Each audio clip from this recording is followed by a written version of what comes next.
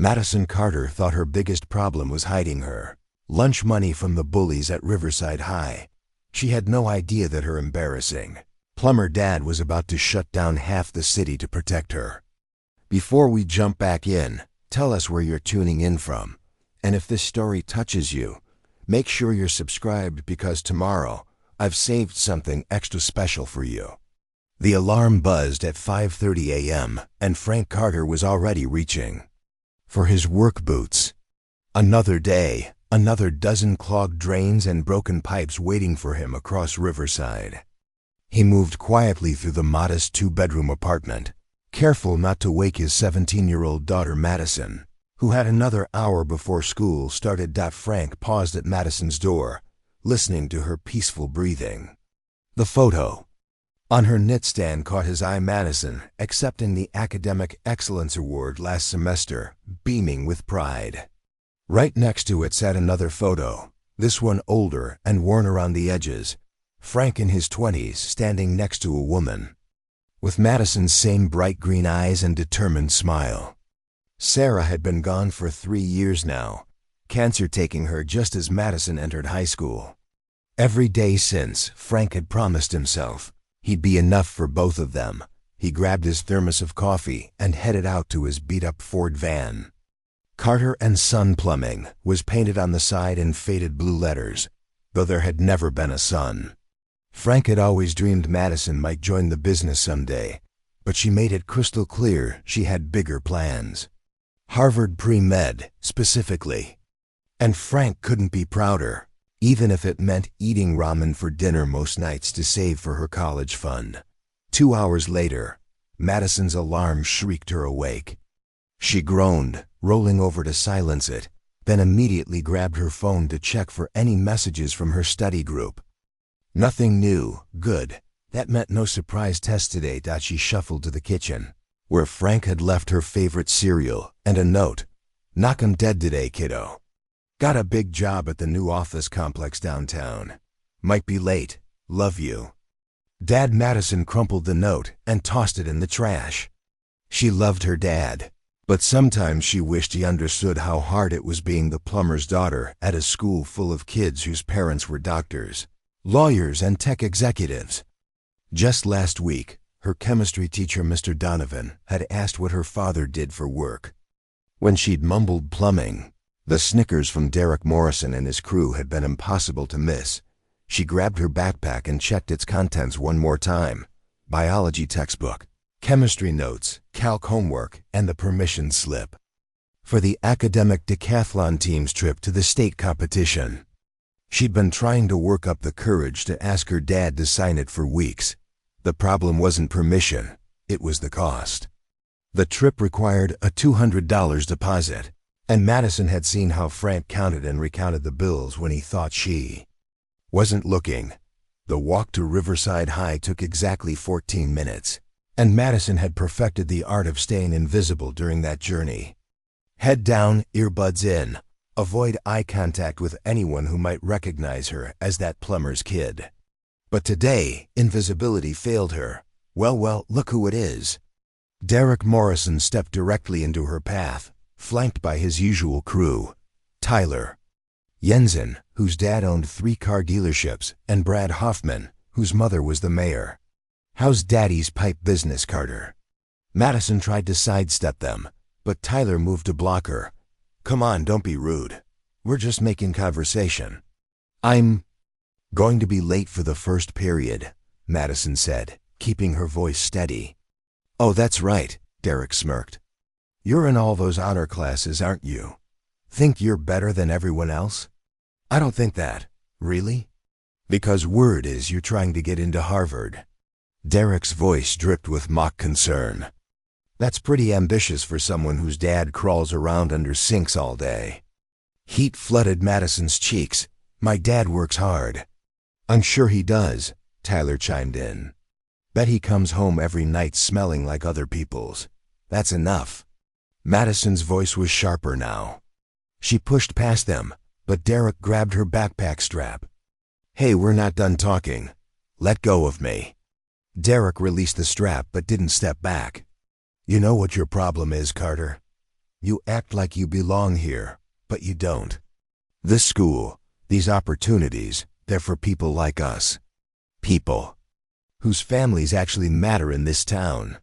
Madison felt her hands clench into fists, but she forced herself to relax them. Getting into a fight would jeopardize her perfect disciplinary record, and she needed that for college applications. I have to go.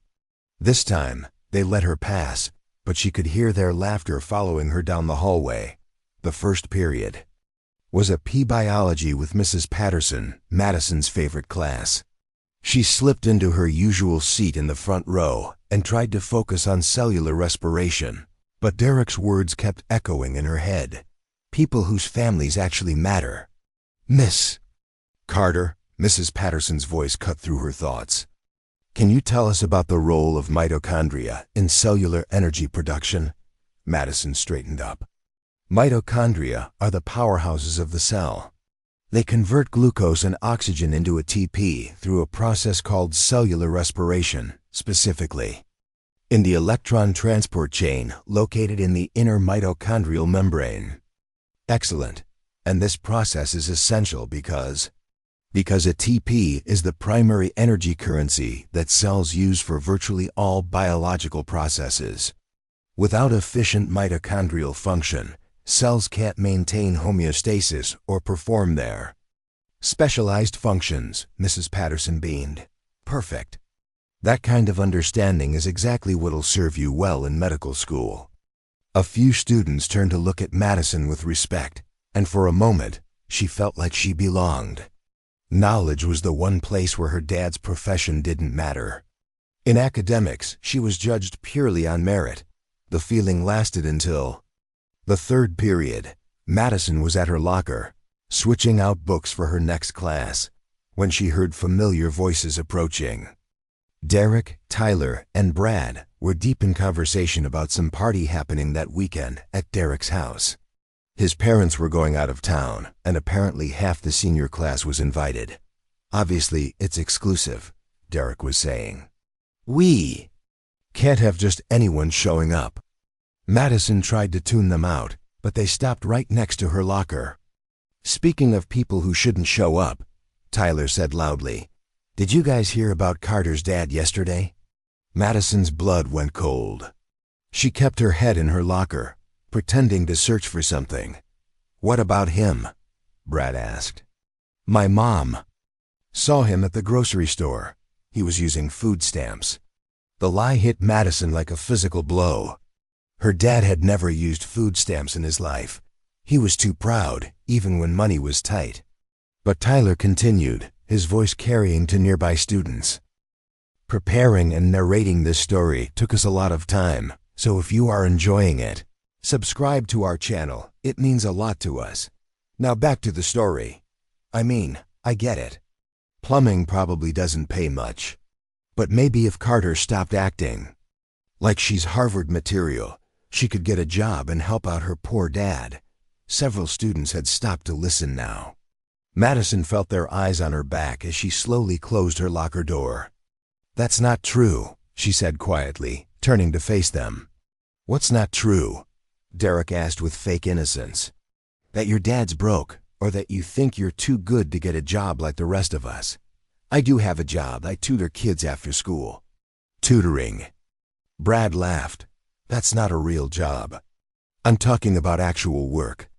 Like maybe you could help your dad with his plumbing business. You know, family tradition and all that." The small crowd that had gathered chuckled. Madison felt her face burning. "There's nothing wrong with plumbing," she said, louder now. "My dad provides an essential service. People need clean water and functional sewage systems." "Wow, listen to her," Tyler said. "She's getting all defensive about pipe cleaning." "It's more than that," Madison shot back. "Plumbers install and maintain the infrastructure that keeps entire communities healthy.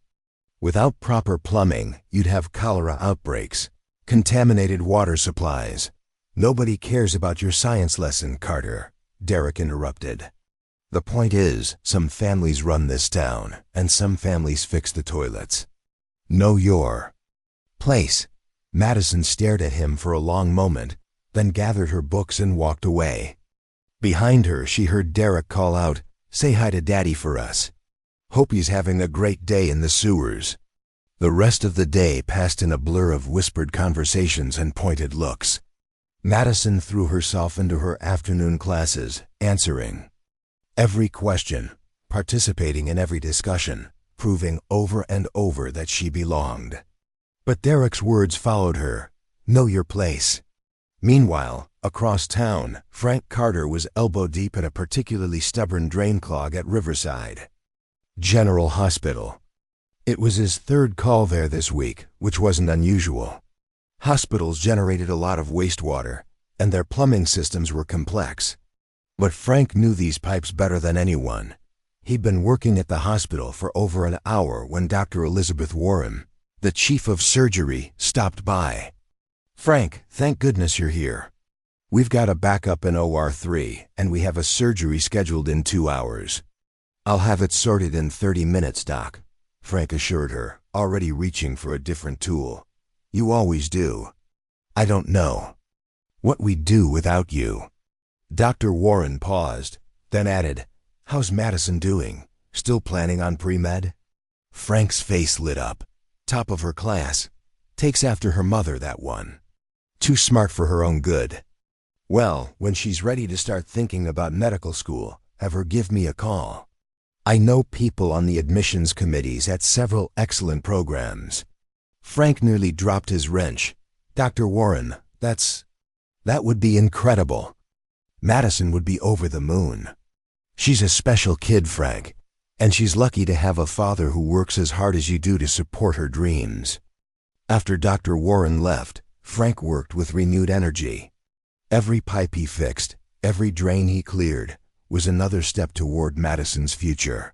He might not understand her chemistry homework or know what cellular respiration meant, but he understood. Hard work. And if hard work could get his daughter into medical school, then he'd work harder than anyone. He had no idea that at that very moment, Madison was sitting alone in the school library, staring at the Harvard application on her laptop screen, wondering if Derek Morrison was right. Maybe she was reaching too high.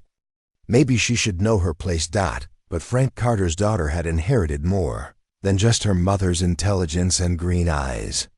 She'd inherited her father's determination, even if she didn't realize it yet. And tomorrow would bring new challenges. That would test exactly how much fight the Carter family really had. The next morning started like any other, except Madison woke up with a knot in her stomach that hadn't been there the day before. She'd spent half the night researching college financial aid, trying to figure out if there was any way she could afford Harvard without burdening her dad. The numbers weren't encouraging. Frank had already left for work, but this time his note was different. "Madison, Mrs. Chun from 4B, asked if you could help her grandson with algebra this weekend. Pays $25 an hour. Thought you might be interested. Dad, $25 an hour." Madison calculated quickly. If she tutored for 4 hours, that would cover the academic decathlon deposit. Her dad was trying to help without making her feel like charity.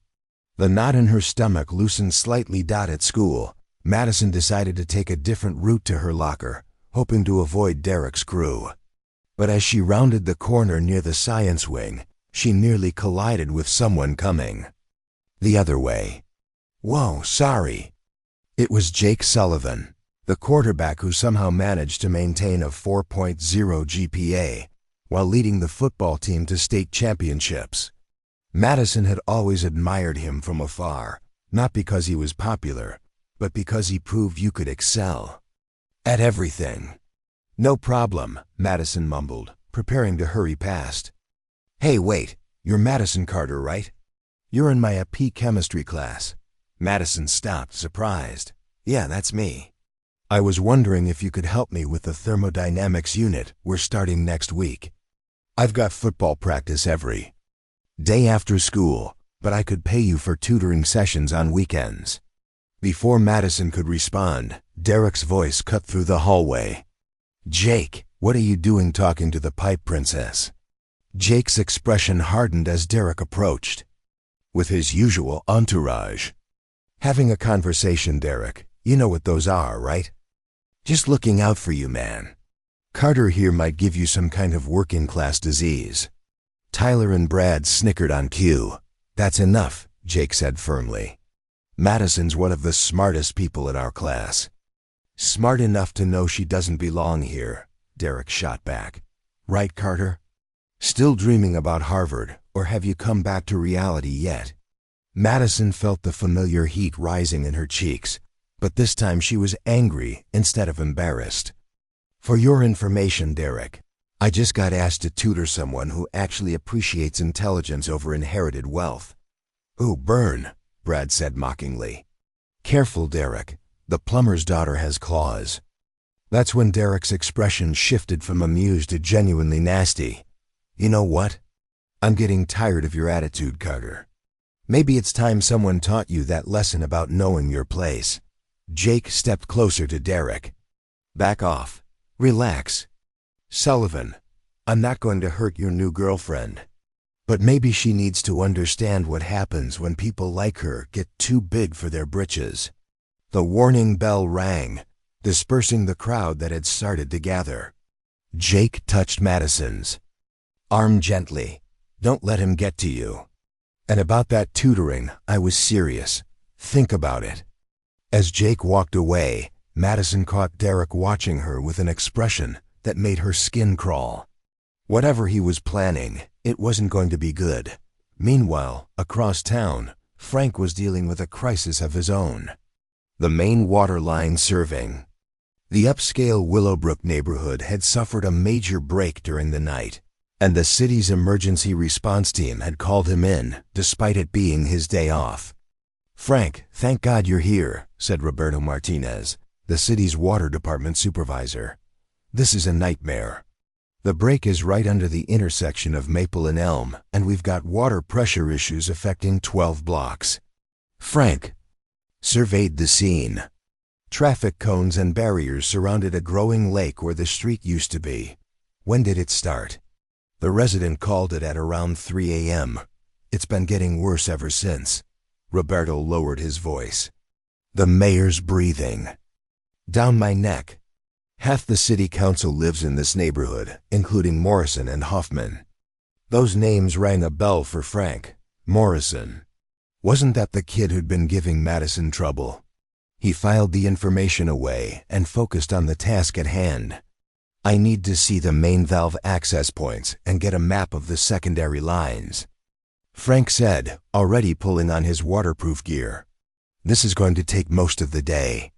Back at school, Madison was trying to concentrate on Mrs. Patterson's lecture about protein synthesis when a note landed on her desk. She glanced around, but couldn't identify who had thrown it. She unfolded the paper carefully.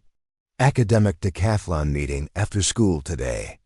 Don't bother showing up unless Daddy found some spare change in the couch cushions. A concerned classmate, Madison's. Hands shook slightly as she crumpled the note. Someone had overheard her conversation with Mrs. Patterson about the trip deposit. The academic decathlon was one of the few places at school where Madison felt truly confident, where her knowledge was an asset rather than a target for mockery. After class, she approached Mrs. Patterson's desk. I was wondering about the payment deadline for the state competition trip. Oh, that's not until next Friday. Why? Is there a problem with the deposit? Madison hesitated. She could lie, make up some excuse about needing to check with her bank. But she was tired of lying, tired of hiding who she was. My dad's a plumber, and money's tight right now. I might need a few extra days to come up with. The money. Double quotes, Mrs. Patterson's expression softened. Madison, scholarship funds are available for students who need financial assistance. You just need to fill out a form. I don't want charity. It's not charity, it's an investment in academic excellence. You're one of our strongest team members.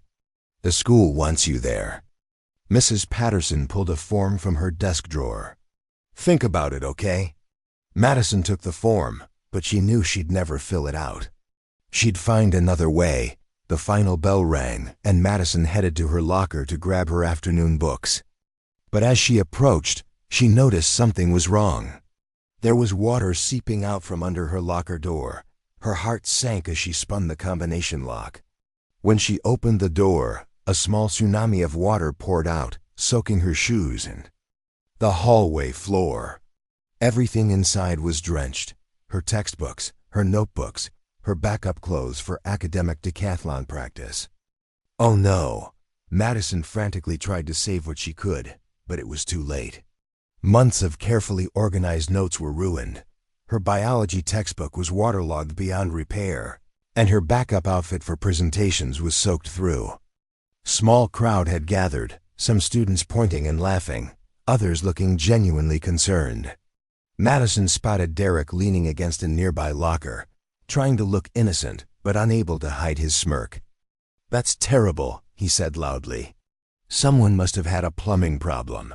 Maybe you should call your dad." The laughter that followed was like a slap in the face. Madison knelt in the puddle, trying to salvage her notes, but the words were bleeding together into illegible smears. "Madison, what happened?" It was Jake, pushing through the crowd with genuine concern.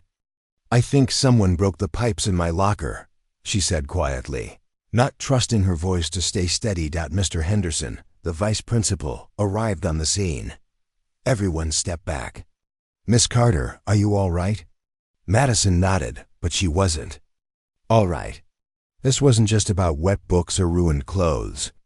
This was about humiliation, about someone deliberately trying to destroy her academic materials, about being reminded once again that she didn't belong. "We'll need to file a report," Mr. Henderson continued. "Do you have any idea how this might have happened?" Madison glanced at Derek, who was studying his fingernails with exaggerated interest. She had no proof, and accusing him without evidence would only make things worse. "No idea," she said. As the janitor arrived with a mop and the crowd dispersed, Madison gathered her soggy belongings. The permission slip for the academic decathlon, the one she'd been carrying around for weeks, hoping to find the courage to ask her dad to sign it, was now a wet, unreadable mess. She stuffed everything into a garbage bag and headed for the exit. Behind her, she heard Derek's voice. "Guess plumbing problems run in the family." Madison walked home in the rain, which seemed appropriate given that she was already soaked. She had about 6 hours before her dad got home from his emergency job. 6 hours to figure out how to explain that someone had flooded her locker, destroyed her school materials, and probably set back her academic progress by weeks. 6 hours to decide whether to tell him the truth, or protect him from knowing that his profession was being used as a weapon against his daughter. What Madison didn't know was that her father was currently standing knee-deep in water himself, mapping out every pipe, valve, and connection point in the same neighborhood where her tormentors lived. And Frank Carter was starting to realize that when you understood how water flowed through a city, you also understood how to make it stop flowing. The storm was just beginning. Madison barely slept that night. Every time she closed her eyes, she saw Derek's smug face and heard the laughter echoing through the hallway. She'd managed to save a few pages of notes by carefully separating them and laying them out to dry, but most of her academic materials were beyond repair. The financial hit was devastating. Replacing the textbooks alone would cost over $300. She'd told her dad the truth when he came home, exhausted and covered in mud from the water main repair. Frank had listened quietly, his jaw tightening with each detail, but he hadn't said much beyond promising to call the school in the morning. Madison could see him calculating costs in his head, the same way he did when unexpected bills arrived. Now it was Friday morning, and Madison faced a choice: stay home and avoid the humiliation, or go to school and prove she wouldn't be intimidated. She chose school, but armed herself with a different strategy. If Derek wanted to play dirty, she'd play smart. The first stop was the school's security office. Officer Walsh, the campus security guard, was a retired police detective who took his job seriously. "I'd like to file a formal complaint about the vandalism to my locker," Madison told him, placing the soggy remains of her academic decathlon permission slip on his desk. Officer Walsh examined the evidence carefully. "This level of water damage. Someone had to have deliberately introduced a significant amount of water into your locker. The question is how they got your combination." "I've never given it to anyone," Madison said. "But Derek Morrison was nearby when it happened, and he seemed to know about it before anyone else. Morrison ... Walsh made a note. "That name's come up before. Nothing we could prove, but there's been a pattern of incidents involving students from less affluent families." He looked up at Madison seriously. "I'm going to review the security footage from yesterday afternoon. If we find evidence of tampering, this becomes a criminal matter." Madison felt a surge of hope. Finally, someone in authority was taking this seriously. Meanwhile, Frank was having his own meeting across town.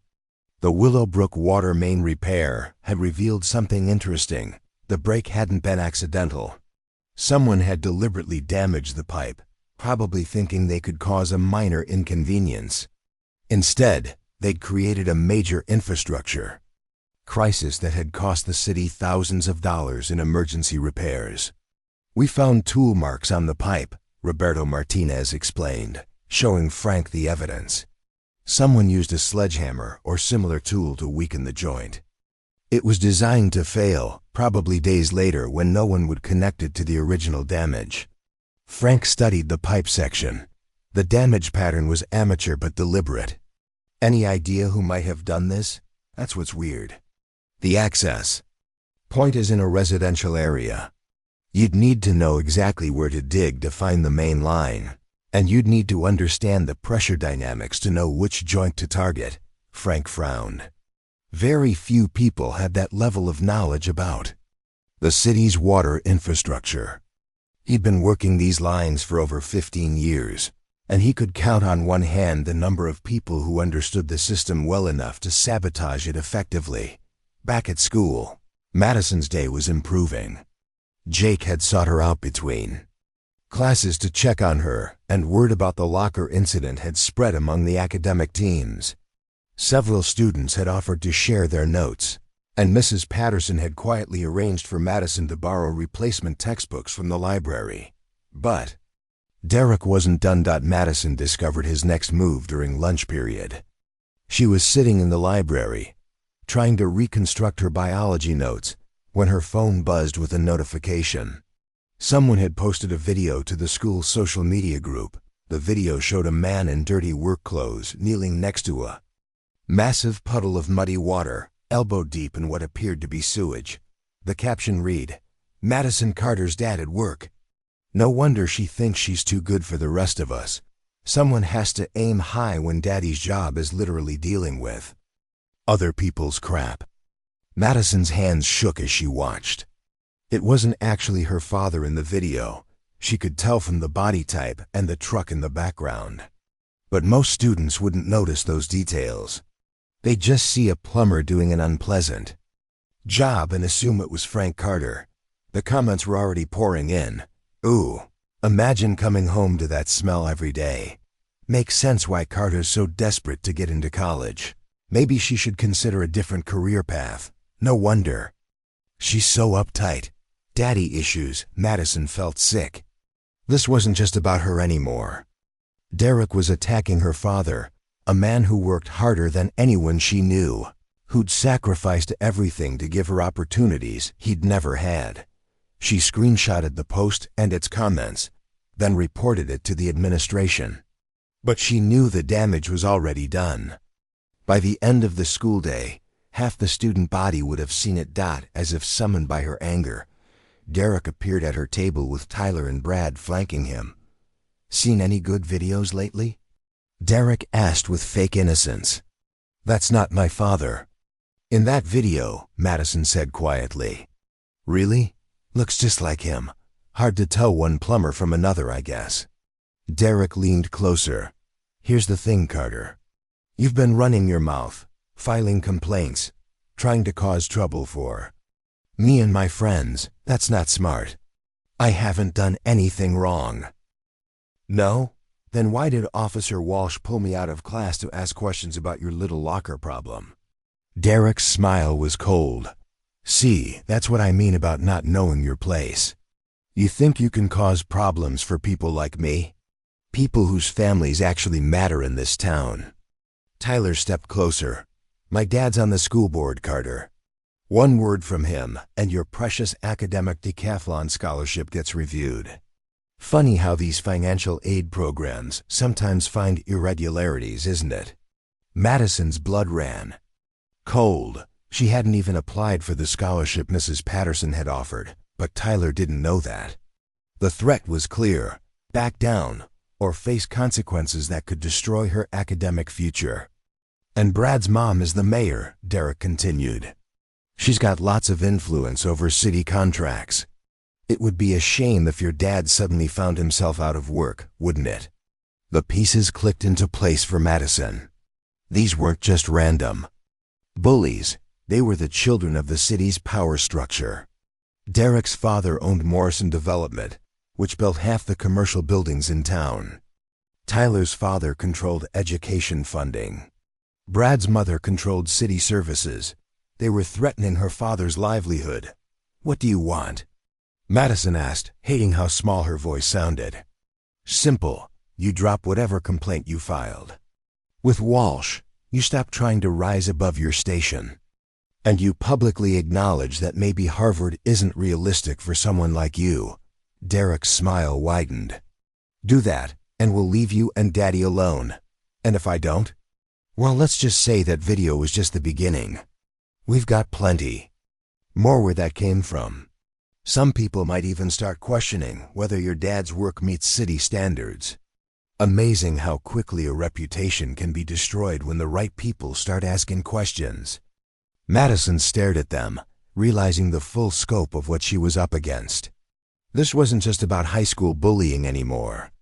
This was about a power structure that had decided she was getting too big for her britches, and they were willing to destroy her father to put her back in line.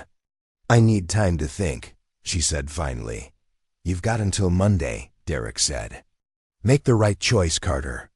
After they left, Madison sat alone in the library, staring at her phone. The video had been shared dozens of times now, spreading beyond the school's social media into the broader community. Her father's reputation, built over 15 years of honest, reliable work, was being torn down by teenagers with too much power and too little conscience. She thought about calling her dad, but what could she say? That his daughter's academic ambitions had made him a target? That pursuing her dreams might cost him his livelihood?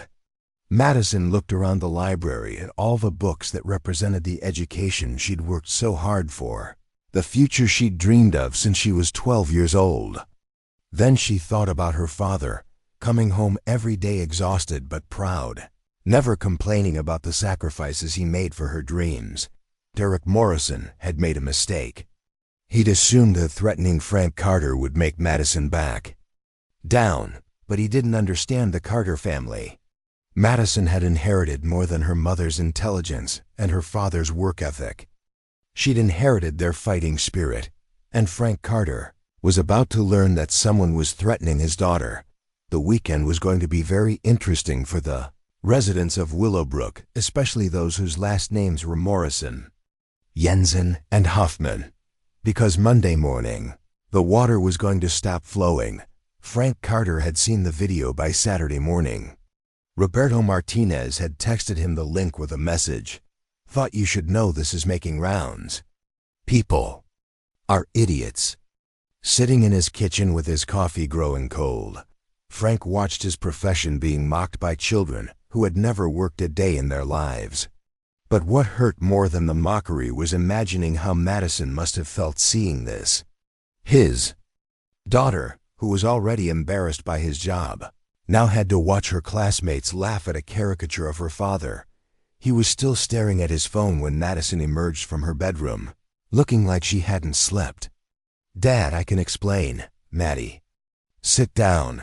Frank's voice was calm, but Madison recognized the tone. It was the same one he'd used when she was 8 and had lied about breaking Mrs. Chun's window with a baseball. Madison slumped into the chair across from him. You saw it. I saw it. What I want to know is why you didn't tell me about it yesterday. Because I knew you'd be hurt, and I didn't want. What I want to know, Frank continued quietly, is why these kids think they can attack my daughter and get away with it. Madison looked up, surprised by the steel in her father's voice. Dad, it's not that simple. Derek's father owns half the commercial buildings in town. Tyler's dad is on the school board. Brad's mom is the mayor. They threatened your city contracts if I don't back down. Frank was quiet for a long moment. Then he stood up and walked to the kitchen window, looking out at the neighborhood he'd helped build. Every house on this street had plumbing he'd installed or repaired. Every family had clean water because of work he'd done. Madison, there's something I need to tell you about my job, about who I really am in this city. Dad, you don't have to make me feel better. I'm not trying to make you feel better. I'm trying to tell you the truth. Frank turned back to face her. Do you know what happens when the water stops flowing in a city? Madison shrugged. People get inconvenienced. Hospitals can't operate. Restaurants close. Businesses shut down. Fire departments can't fight fires. Within 24 hours, you have a public health crisis. Within 48 hours, you have economic collapse. Frank sat back down, his expression serious. And do you know who controls when the water stops flowing? Madison shook her head slowly. The person who understands the system better than anyone else. The person the city calls when there's an emergency. The person who's been quietly mapping every pipe, every valve, every pressure point for the last 15 years. Frank leaned forward. They think I'm just some guy who fixes toilets, Madison. They have no idea what I actually do. What do you mean? Frank pulled out his laptop and opened a complex schematic diagram. This is the water infrastructure map for the entire city. I designed most of the upgrades over the past decade. I know where every shutoff valve is located, which neighborhoods are on which pressure systems, and exactly how to isolate specific areas without affecting the rest of the grid. Madison stared at the screen. The diagram looked like something from an engineering textbook, far more complex than anything she'd imagined. The city's emergency management team has my number on speed dial, Frank continued. When Hurricane Alina hit 3 years ago and knocked out power to the water treatment plant, who do you think kept the hospital's water flowing? When the chemical spill at Morrison Development threatened to contaminate the water supply, who do you think designed the isolation protocol that saved the entire East Side? You? Madison's voice was barely a whisper. Me, but I don't advertise it because the moment people know how much power you have, they start treating you differently. I learned that lesson a long time ago. Frank closed the laptop. Your mother used to say I was too humble for my own good. Maybe she was right. Madison felt like she was seeing her father for the first time. Why didn't you ever tell me? Because I wanted you to be proud of me for who I am, not what I can do. And because ... Frank hesitated. Because your mother died in a hospital, Madison.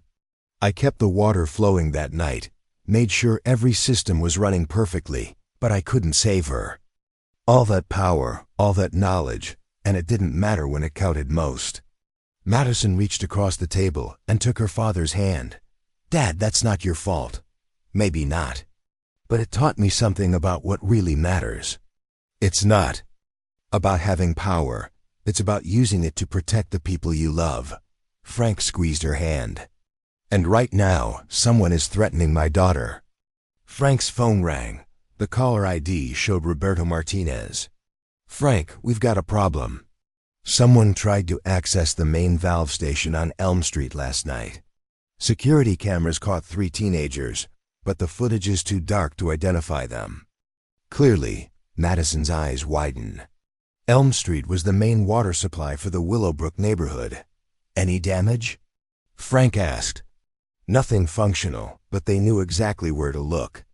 These weren't random vandals, Frank. Someone with knowledge of the system told them where to go. After Frank hung up, Madison stared at him. You think Derek and his friends tried to sabotage the water system? I think someone's been feeding them information about city infrastructure, probably thinking they could cause some minor problems and blame them on my incompetence. Frank's expression darkened. What they don't understand is that tampering with city water supplies is a federal crime. And more importantly, they just threatened the safety of every person in this city. Frank stood up and walked to a locked filing cabinet in the corner of the kitchen. Madison had always assumed it contained boring paperwork. Instead, Frank pulled out what looked like an official government badge. Dad, what is that? Emergency Management Certification. Level 4 Critical Infrastructure Authority. Frank clipped the badge to his shirt. It means that in situations involving threats to public water safety, I have the authority to take immediate action to protect the system, including ordering emergency shutdowns and coordinating with federal agencies. Madison felt her world shifting. Her father wasn't just a plumber. He was essentially the guardian of the city's most vital resource. The video, the threats, the attempted sabotage, it all makes sense now, Frank continued. Someone's been trying to undermine my credibility because they want me out of the way. The question is why? Frank opened his laptop again and pulled up a different set of files. Look at this.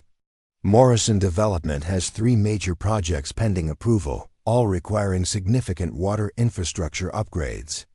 Projects worth millions of dollars in city contracts. Derek's father. Right. And guess who would normally oversee those infrastructure assessments? Frank pointed to himself. If they can discredit me or get me removed from my position, they can bring in their own people who might be more flexible about safety standards and environmental regulations. Madison felt anger building in her chest. So this whole thing, Derek bullying me, the threats, the video, it's all about money? It's about power, Madison. And the Morrisons, Jensens, and Hoffmans have gotten used to having it. Frank closed the laptop with a decisive snap. But they made one critical mistake. What's that? Frank smiled, and for the first time since Madison had known him, it wasn't a kind smile. It was the smile of someone who held all the cards and was finally ready to play them. They forgot that water flows downhill, Madison. And I control where it flows. Frank pulled out his phone and started scrolling through his contacts. Roberto? It's Frank. I need you to meet me at the Central Control Station in an hour. We're going to conduct a comprehensive safety inspection of the Willowbrook District water systems. He hung up and looked at Madison. Get dressed, kiddo. You're coming with me. It's time you learned exactly what your father does for a living. What are you going to do? Frank was already reaching for his official city jacket, the one with emergency management embroidered on the back. I'm going to teach some people about the difference between having power and knowing how to use it. As they prepared to leave, Madison realized that Derek Morrison had no idea what he'd unleashed. He'd thought he was targeting a simple plumber and his overambitious daughter. Instead, he'd just declared war on the man who could turn off the water to his entire neighborhood with a single phone call. And Frank Carter was done being humble. The Riverside City Water Control Center was nothing like Madison had imagined. Instead of a simple office building, it was a high-tech facility with multiple computer monitors displaying real-time data from across the entire metropolitan area. Pressure readings, flow rates, and system diagnostics scrolled continuously across screens that looked like something from a NASA mission control room. Madison Carter, meet Roberto Martinez, Deputy Director of Water Management. Frank said as they entered the main control room. Roberto, this is my daughter, the one I told you about. Roberto shook Madison's hand warmly. Your father told me so much about you. Harvard pre-med, right? That's incredible. Madison looked around the facility in amazement. Dad, this is where you work? Part of the time, Frank said, moving to one of the central control stations. The rest of the time, I'm out in the field maintaining the systems we monitor from here. Roberto, show Madison the Willowbrook district display. Roberto pulled up a detailed map on the largest monitor. The Willowbrook neighborhood appeared as a network of colored lines representing water mains, with real-time pressure and flow data displayed at key junction points. This is where Derek Morrison, Tyler Jensen, and Brad Hoffman live, Frank explained, pointing to 3 specific addresses. All 3 houses are on the Elm Street main line, which feeds into the Willowbrook distribution network. Okay, Madison said slowly, and Frank's fingers flew across the keyboard, bringing up additional data screens. Roberto, pull up the valve control interface for Sector 7B. The screen changed to show a schematic of valve positions throughout the neighborhood. Madison noticed that several valves were highlighted in red. These red valves control water flow to specific sections of the neighborhood, Frank explained. By closing strategic valves, we can isolate areas for maintenance or emergency repairs without affecting the broader system. Madison was beginning to understand. You can turn off the water to specific neighborhoods, not just neighborhoods, Roberto added with a grin. Frank designed this system. He can isolate individual city blocks, or even specific streets if necessary. Frank's phone rang. The caller ID showed unknown number. Frank Carter speaking. Mr. Carter? This is Thomas Morrison from Morrison Development. I think we need to talk. Madison's eyes widened. Derek's father. About what, Mr. Morrison? I believe there's been some misunderstanding involving our children. Perhaps we could meet and discuss this like reasonable adults. Frank put the phone on speaker so Madison and Roberto could hear. I'm listening. Well, you see, my son Derek mentioned there was some kind of incident at school involving your daughter. Kids will be kids, you know. But I'm concerned that things might be getting blown out of proportion. What kind of incident? Frank's voice was carefully neutral. Oh, something about a locker malfunction. Water damage, I believe. I'd be happy to cover any costs for replacement materials. Consider it a gesture of goodwill between neighbors. Madison felt anger flare in her chest. Morrison was trying to buy his way out of this, treating it like a simple property damage claim instead of deliberate harassment and intimidation.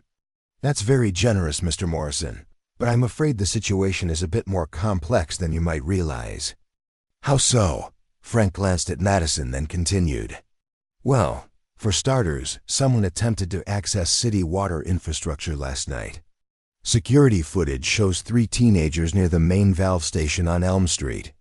The same valve station that controls water flow to your neighborhood. There was a long pause on the other end of the line. I'm sure that's just a coincidence, Morrison finally said, but his voice had lost some of its confidence. Perhaps, but here's the thing, Mr. Morrison. Tampering with city water infrastructure is a federal crime.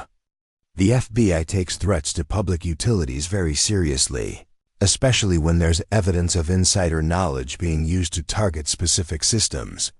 Another pause. Mr. Carter, I think there may be some misunderstanding here. I'm sure whatever my son and his friends were doing, it was just harmless teenage mischief. Harmless? Frank's voice sharpened. Mr. Morrison, last week someone deliberately damaged the main water line serving your neighborhood. The repair cost the city over $50,000 in emergency services. That damage required specific knowledge of pressure points and system vulnerabilities. Knowledge that only a handful of people in this city possess. Madison watched her father work, realizing she was seeing a side of him she'd never known existed. This wasn't the quiet, humble man who came home tired every night. This was Frank Carter in his element, wielding knowledge and authority like surgical instruments. Now, Frank continued, I'm sure you understand why the city takes infrastructure security very seriously. Which brings me to an interesting question. How did 3 teenagers know exactly where to find the valve station for Sector 7B? I wouldn't know anything about that. Of course not. But here's what I do know. Your development company has 3 major projects pending approval, all requiring significant water infrastructure modifications. Projects that would normally require my assessment and approval. Funny timing for someone to start questioning my competence, don't you think? The silence on the other end stretched so long that Madison wondered if Morrison had hung up. Finally, Morrison's voice returned, much less friendly than before. Mr. Carter, I hope you're not suggesting that I would compromise public safety for business purposes. I'm not suggesting anything, Mr. Morrison. I'm stating facts. Fact 1. Your son and his friends have been systematically harassing my daughter, including destroying her academic materials and making threats against my employment. Fact 2. Someone with inside knowledge has been targeting water infrastructure in your neighborhood. Fact 3. You stand to benefit financially if I'm removed from my position overseeing infrastructure assessments. Frank paused, letting the implications sink in. Now, I'm willing to believe these are all just unfortunate coincidences. But the FBI might see a pattern. The FBI? Morrison's voice cracked slightly. Oh yes, threats against federal infrastructure employees and their families are taken very seriously, especially when there's evidence of deliberate sabotage designed to undermine public confidence in critical systems. Madison was recording the conversation on her phone, watching her father systematically dismantle Morrison's position. This was nothing like the man Derek and his friends thought they were dealing with. What do you want? Morrison asked finally. I want several things, Mr. Morrison. First, I want a public apology to my daughter, posted on the same social media platforms where your son's friends shared that video mocking my profession. Second, I want your son and his associates to stay away from Madison permanently. And third, Frank smiled at Madison, then continued. Third, I think the city needs to conduct a comprehensive safety inspection of all water infrastructure in the Willowbrook district, starting immediately. Safety inspection? But that would shut down water service to the entire neighborhood. Only temporarily. Maybe 24 to 48 hours, depending on what we find. Of course, if we discover evidence of sabotage or security vulnerabilities, it could take longer. Madison understood now. Frank wasn't just threatening to turn off Derek's water. He was threatening to shut down water service to the entire neighborhood where all the wealthy, influential families lived. No showers, no toilets, no cooking, no cleaning. For people accustomed to luxury and convenience, it would be a nightmare. You can't do that. I'll call the mayor. Feel free. Mayor Hoffman will probably be very interested to learn about the security breaches in her neighborhood, especially since her son was apparently involved in the attempted sabotage. Frank's voice remained calm. Roberto, please initiate emergency safety protocols for Sector 7B. Right away, Frank, Roberto said, moving to another control station. Wait. Morrison's voice was panicked now. There's no need for drastic action. I'm sure we can work something out. I'm sure we can too. But first, let me explain something about water infrastructure. Mr. Morrison, when I turn off water to a neighborhood, I don't just flip a switch. I have to physically lock the valves to prevent unauthorized access. That's federal protocol. Once those locks are in place, only I can remove them. Madison watched the control screens as Roberto began the shutdown sequence. Valve indicators started changing from green to red across the Willowbrook district map. How long does the inspection process usually take? Madison asked innocently. Depends on what we find, Frank replied. If everything's clean, maybe 24 hours. But if we discover evidence of tampering or security vulnerabilities, he shrugged, could be a week or more. Public safety comes first. Morrison's voice was desperate now. Mr. Carter, please. There are elderly people in this neighborhood, families with young children. I understand your concern, Frank interrupted. Which is why I'm surprised you didn't think about public safety when your son was encouraging vandalism of critical infrastructure.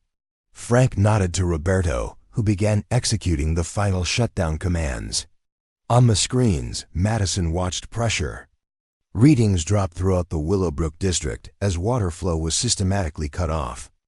Done, Roberto announced. Sector 7B is completely isolated. Water service to approximately 200 homes has been suspended pending security inspection. Mr. Morrison, are you still there? Frank asked. A defeated voice answered, I'm here. Excellent. Now here's what's going to happen. You're going to call your son and explain that his behavior toward my daughter stops immediately. You're going to ensure that video is removed from all social media platforms and replaced with a public apology. And you're going to personally guarantee that Madison faces no further harassment or retaliation. And if I do all that, then I'll consider expediting the safety inspection. Might even finish by tomorrow evening, assuming we don't find any evidence of deliberate sabotage. There was a long pause. And the FBI investigation? That depends entirely on your cooperation and your son's future behavior. Federal agencies tend to focus their resources on ongoing threats rather than resolve situations. Madison realized her father was giving Morrison a way out while maintaining complete control over the situation. It was masterful. I'll talk to Derek immediately. And I'll handle the social media situation personally. Excellent. Oh, and Mr. Morrison? One more thing. Yes? Those development projects you have pending? I'll be conducting very thorough infrastructure assessments. Very thorough. I hope your engineering reports are accurate, because I'll be checking every calculation personally. After Morrison hung up, the control room was quiet for a moment. Then Roberto started laughing. Frank, that was beautiful. 30 years I've been in municipal water management, and I've never seen anyone handle entitled developers like that. Madison looked at her father with new respect. Dad, that was incredible. But what happens now? Now we wait and see if Morrison keeps his word. If he does, people get their water back tomorrow night, and this all goes away quietly. If he doesn't. Frank gestured toward the control screens. Well, let's just say that without water, those million-dollar homes become very expensive camping sites. Frank's phone buzzed with a text message. It was from Jake Sullivan. Madison, check your social media. Derek just posted something. Madison pulled up the school's social media group on her phone. Derek's new post was pinned at the top. I want to publicly apologize to Madison Carter and her father for my inappropriate behavior this week. The video I shared was unfair and disrespectful to hardworking people who provide essential services to our community. Madison is an outstanding student who deserves respect, not harassment. I'm sorry for my actions, and I won't repeat them. Derek Morrison. The comments below were a mix of surprise and confusion. Several students were asking what had happened. To change Derek's attitude so dramatically, Madison's phone rang. It was Jake.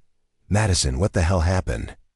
Derek's walking around school looking like someone kicked his dog, and Tyler and Brad are acting like they've seen a ghost. Madison glanced at her father, who nodded permission. Let's just say that sometimes people who think they have all the power discover they've been playing a different game than they thought. By Monday morning, water service to Willowbrook had been restored. Derek's video had been replaced with his apology, and word had somehow spread through school that Madison's father was someone you definitely didn't want to mess with. Madison arrived at school to find a very different atmosphere. Derek and his crew avoided her completely. Several students approached her to express support, and Jake sought her out to officially ask for tutoring help with his chemistry homework. So, Jake said as they walked to the first period together, I heard some interesting rumors about your dad over the weekend. Something about him basically controlling the entire city's water supply. Madison smiled. My dad's a plumber, Jake. He fixes pipes and maintains city infrastructure. Right, but he also happens to be very good at his job. Like federally certified emergency management authority. Don't mess with critical infrastructure level good at his job, Jake whistled. Softly. Derek really had no idea who he was messing with, did he? None at all. As they reached Madison's locker, she noticed something new posted on the bulletin board nearby. It was a flyer for the academic decathlon state competition, with a note attached. Madison Carter, your spot is confirmed. Congratulations on your selection, Mrs. Patterson. Jake read over her shoulder. Hey, that's great. When's the competition? Next month. But I still need to come up with the deposit money. Actually, a voice said behind them. That's been taken care of. They turned to see Mrs. Patterson approaching with a smile. The school received an anonymous donation to the academic program this morning. Enough to cover trip expenses for the entire team. The donor specifically requested that it be used to support students who demonstrate both academic excellence and personal integrity. Madison felt tears prick her eyes. Anonymous? Completely. Though the donation came through Morrison Development's Community Outreach Fund, Mrs. Patterson winked. Funny how sometimes people discover the value of supporting education. That evening, Madison sat at the kitchen table with her father, working on her Harvard application while he reviewed city infrastructure reports on his laptop. The comfortable domestic scene was interrupted by a knock at the door. Frank opened it to find Officer Walsh from the school security office. Mr. Carter, I wanted to update you on the investigation into your daughter's locker incident. Come in, officer. Can I offer you some coffee? Thank you. Walsh sat down at the kitchen table. We reviewed all the security footage and found clear evidence of deliberate vandalism. We also discovered that the perpetrators somehow obtained Madison's locker combination, which suggests this was a coordinated attack rather than random mischief. Madison looked up from her application. Are you going to press charges? That's up to you and your father. However, I should mention that all three suspects have now come forward voluntarily to confess and offer to make restitution. They've also provided written statements taking full responsibility and expressing genuine remorse for their actions. Frank and Madison exchanged glances. I think, Frank said carefully, that as long as the behavior stops permanently and Madison faces no further harassment, we might be willing to consider this a learning experience rather than a criminal matter. Officer Walsh nodded. I think that's very generous of you. Between you and me, I suspect those boys learned a very important lesson this weekend about the consequences of their actions. After Walsh left, Madison returned to her application essay. She was writing about overcoming challenges and the importance of family support when her father spoke up. Madison, I owe you an apology. She looked up, surprised. For what? For letting you feel ashamed of what I do. For not showing you that honest work has dignity, regardless of what other people think.